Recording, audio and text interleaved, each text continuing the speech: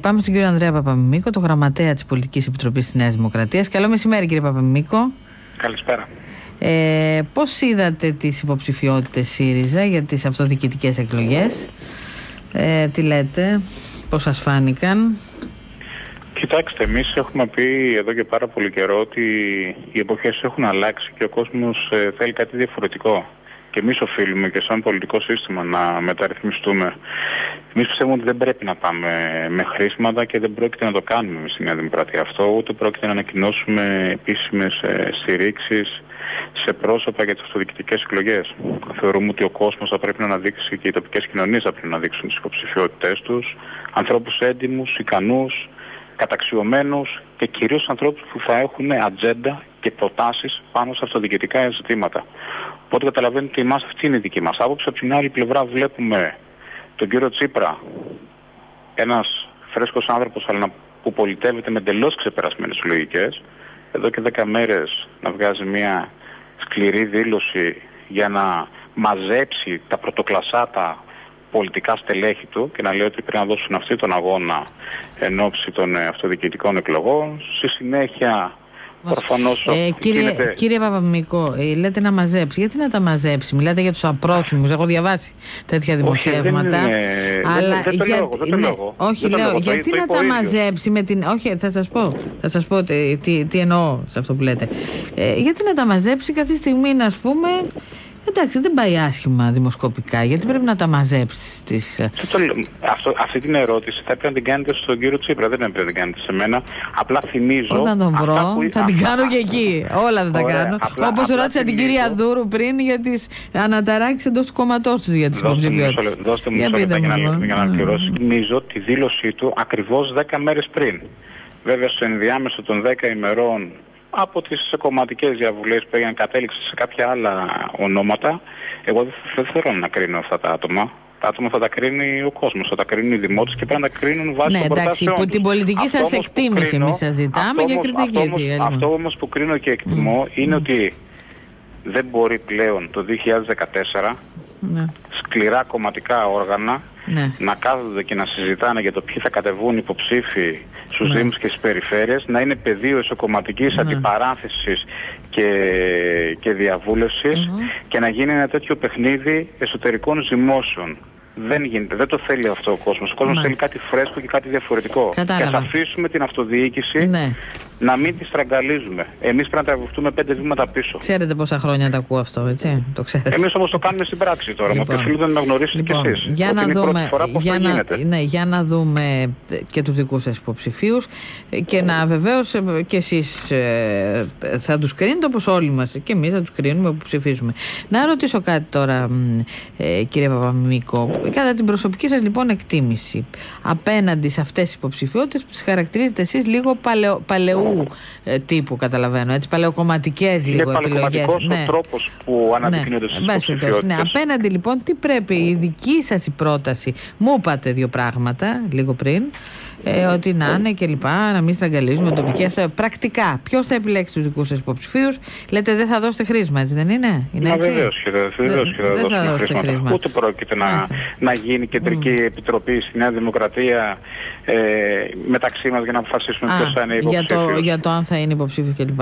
Αυτό πώς θα αναδειχθούν τώρα αυτοί οι υποψήφοι? Τι γνώμη? Γιατί ο κύριος Σαμαράς έδωσε ένα στίγμα στην ομιλία του στην κοινοβουλευτική ομάδα. Δεν βλέπω να μην, ας πούμε, αν θέλετε, προσέχει, να μην παρακολουθεί αυτές τις εκλογές που έρχονται. Μα ποιος δεν παρακολουθεί? Όχι, λέω. Ποιος θα τους αναδείξει λοιπόν τους υποψηφίους, κύριε Παπαμιμίκο, σε εσάς που θα είναι? Αν με αφήσετε να ολοκληρώσω, να απαντήσω.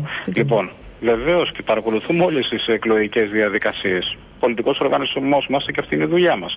Από εκεί και πέρα όμως γίνονται ζυμώσεις στις τοπικές κοινωνίες και υπάρχουν άνθρωποι οι οποίοι αναδεικνύουν τις υποψηφιότητες τους. Και νομίζω ότι σε αρκετές περιφέρειες ήδη έχουν αναδειχθεί υποψηφιότητες με χαρακτηριστικά όπως αυτά που εμείς βάζουμε. Εμείς λέμε ότι πρέπει να είναι άνθρωποι, όπως εμείς λέμε ότι πρέπει να είναι άνθρωποι οι οποίοι να έχουν κυρίως προτάσεις πάνω στην αυτοδιοίκηση. Γιατί εκεί είναι η ουσία. Να έχεις ανθρώπους, δήμαρχο, περιφερειάρχη, που θα σου έχει συγκεκριμένη πρόταση. Ποιος είναι το πρώτο θέμα, ας πούμε, κατά τη γνώμη σας? Εσείς ζείτε και έτσι στην περιφέρεια, όλοι μας ζούμε στην... Σε επίπεδο περιφέρειας εννοείται πως είναι η απορρόφηση του ΕΣΠΑ, είναι τα μεγάλα έργα, και σε επίπεδο δήμων βεβαίως και είναι η καθαριότητα, είναι το κυκλοφοριακό, είναι το ρυθμιστικό, είναι προσβασιμότητα στις δημοτικές υπηρεσίες. Σε αυτά πρέπει να απαντάει ένας δήμαρχος. Όπως σε άλλα ζητήματα πρέπει να απαντάει ένας βουλευτής και σε άλλα ζητήματα πρέπει να απαντάει ένας ευρωβουλευτής. Κάποια στιγμή ας διαχωρίσουμε το ρόλο του καθενός. Μάλιστα. Να σας ρωτήσω κάτι άλλο τώρα. Σήμερα έχουμε και μια άλλη επικαιρότητα, η οποία αφορά αυτή τη λύση για το ελληνικό χρέος. Την τελική μας λένε, μακάρι Παναγία μου, γιατί όλα για τελικές λύσεις μας λένε. Τις δηλώσεις του κ. Σόιμπλε. Για κάντε μας μια εκτίμηση εσείς για αυτές τις δηλώσεις που αφορούν όχι κούρεμα, αφορούν όμως μια πρόσθετη χρηματοδότηση. Το θεωρείτε θετικό? Τι λέτε εσείς? Κοιτάξτε, εκείνο εγώ που μπορώ να πω είναι ότι φαίνεται πλέον σε όλους μας και είναι ξεκάθαρο ότι η αποφασιστικότητα της κυβέρνησης, χάρη κυρίως όμως στις θυσίες που έχουμε κάνει όλοι μας, αρχίζουν να πιάνουν τόπο. Και είναι σίγουρο ότι μπαίνουμε σε μια τελική διαπραγμάτευση, η οποία θα είναι πάρα πολύ σκληρή, και πιστεύω ότι εμείς θα είμαστε νικητές. Έχουμε δρόμο. Οπότε δεν θέλω να προδικάσω κάτι από αυτή τη στιγμή. Αυτό που λέμε όμως ξεκάθαρα είναι ότι νέα μέτρα δεν πρόκειται να υπάρξουν. Ναι, αυτό δεν τα χρειάζεται. Χωρίς νέο μνημόνιο, είπε. Ναι. Δεν χρειάζεται, δεν τα αντέχει η ελληνική κοινωνία. Αυτό όμως που χρειάζεται, και θέλω να είμαι απολύτως σαφής, ο τόπος χρειάζεται μεταρρυθμίσεις. Χρειάζονται διαφορετικές αλλαγές που, να σου πω την αλήθεια, δεν πρέπει να μας επιβάλλει η Τρόικα ή η κάθε Τρόικα. Εμείς πρέπει να τις επιβάλλουμε. Έχουμε αργήσει, λέτε, σε αυτή την κατεύθυνση. Τι λέτε? Και τι λέτε για την κυβέρνηση? Εκτιμάτε ότι, ας πούμε, υπάρχουν και φωνές εδώ, βγήκε βουλευτής του κόμματός σας κιόλας, και είπε ότι πιστεύω ότι κάποια στιγμή θα γίνει και ένας ανασχηματισμός υγείας. Εσείς τι εκτιμάτε λοιπόν? Κοιτάξτε, εκτιμώ ότι είμαστε στη σωστή κατεύθυνση. Δεν μπορεί να γίνει όλα τη μια μέρα στην άλλη. Απ' την άλλη πλευρά, η κυβέρνηση είναι αποφασισμένη, βάζει το μαχαίρι στο κόκαλο και πρέπει να συνεχίσει σε αυτή την κατεύθυνση, να συνεχίσει στον δρόμο των μεταρρυθμίσεων. Μόνο αυτός ο δρόμος είναι ασφαλής και μπορεί να μας βγάλει από τα διέξοδο, όχι μόνο τώρα, αλλά και τα επόμενα χρόνια. Και εδώ είναι δική μας δουλειά να δημιουργήσουμε εμείς ένα νέο εθνικό σχέδιο ανασυγκρότησης ευρύτερα της χώρας, χωρίς να μας επιβάλλεται από πουθενά αλλού.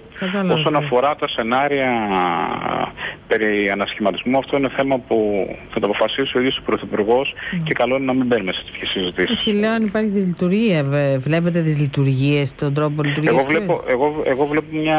Μιλήσατε για μεταρρυθμίσεις κλπ. Μα βεβαίως, αυτός είναι ο δρόμος που πρέπει να ακολουθήσουμε. Αλλά από την άλλη πλευρά βλέπω μια κυβέρνηση η οποία καταβάλει κάθε δυνατή προσπάθεια για να μην πάνε χαμένες να μην πάει χαμένος ο κόπος που έχουμε κάνει όλοι μας. Τι λέτε, είστε νέος άνθρωπος και παρακολουθείτε, υποθέτω, το πρόβλημα της ανεργίας των νέων.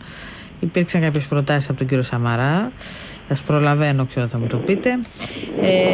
Τι λέτε τώρα και για τα έτσι, σοκαριστικά νούμερα για την ανεργία των νέων, που δεν είναι μόνο ελληνικό φαινόμενο, συμφωνώ. Και από την άλλη πλευρά, τι λέτε για τη φοροεπιδρομή που έγινε στον Έλληνα πολίτη τώρα, μες στο Γενάρη? Μήπως υπήρξαν σχεδιασμοί που δεν θα έπρεπε να είναι έτσι? Τι λέτε? Κοιτάξτε, όσον αφορά την ανεργία, σίγουρα είναι το νούμερο ένα πρόβλημα που αντιμετωπίζουμε όλοι μας. Αυτό το πρόβλημα βεβαίως δεν λύνεται από τη μια μέρα στην άλλη. Ούτε έχουμε πει ότι έχουμε ένα μαγικό ραβδάκι που μπορούμε να το εξαλείψουμε αμέσως. Αλλά επιδεινώνεται, κινούμε όμως σε αυτή την κατεύθυνση. Το ξέρετε κι εσείς και το πρέπει να το δούμε όλοι μας, ότι οφείλαμε να γίνουν κάποια άλλα πράγματα πιο πριν, ώστε να σταθεροποιηθεί η κατάσταση στη χώρα, και πλέον η κυβέρνηση θα πέσει με τα μούτρα στην καθημερινότητα του πολίτη και πραγματικά να βοηθήσει και στην επίλυση αυτού του προβλήματος. Μάλιστα. Να ρωτήσω επίσης κάτι άλλο το οποίο... Για πείτε μου και για τη φορολογία, για την... Έτσι, που είχαμε διαμαρτυρίες για το Γενάρη, το ξέρετε που έλεγαν όλα 31 Ιανουαρίου. Όλοι μας για όλους. Δεν λέω ότι εσείς είστε κάπου αλλού, γι' αυτό όλοι μας έχουμε περάσει δύσκολα και όλοι μας έχουμε υπερφορολογηθεί.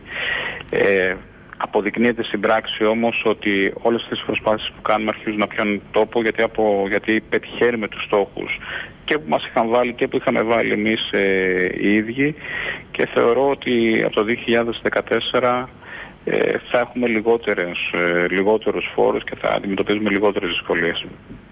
Απλά ήταν πράγματα που οφείλανε να γίνουν. Ναι. Τι λέτε για εκλογές, τι πιστεύετε εσείς? Έχουν αποκλειστεί από την κυβέρνηση, από τον Πρωθυπουργό. Οι εκλογές θα γίνουν το 2016 και δεν θα γίνουν μόνο επειδή το θέλει η κυβέρνηση. Γι' αυτό. Και δεν θα γίνουν μόνο επειδή το θέλει η κυβέρνηση ή η Νέα Δημοκρατία ή οποιοδήποτε άλλος. Θα γίνουν γιατί τις θέλει ο ελληνικός λαός τότε. Εκτός αν πιστεύουν ότι υπάρχουν κάποιοι οι οποίοι θέλουν να δουν όλα αυτά που έχουν κάνει να πάνε χαμένα. Κανένας δεν μπορεί να παίζει. Και στην Ελλάδα κάποια στιγμή πρέπει να τα σταματήσουμε αυτές τις καραμέλες. Κάθε 3 και λίγο εκλογές και να βάζουμε πάνω απ' όλα τα μικροκομματικά μας συμφέροντα. Όχι. Εδώ ο κόσμος έχει κάνει, όπως σας είπα, έχει περάσει από απίστευτες δοκιμασίες, έχει βάλει βαθιά το χέρι στην τσέπη, έχουν μειωθεί συντάξεις, έχουν μειωθεί μισθοί, έχει κάνει τεράστια βήματα, αυτά δεν πρόκειται να πάνε χαμένα. Μακάρι, αυτό θέλουμε όλοι, το ξέρετε. Δεν θέλουμε κάτι άλλο.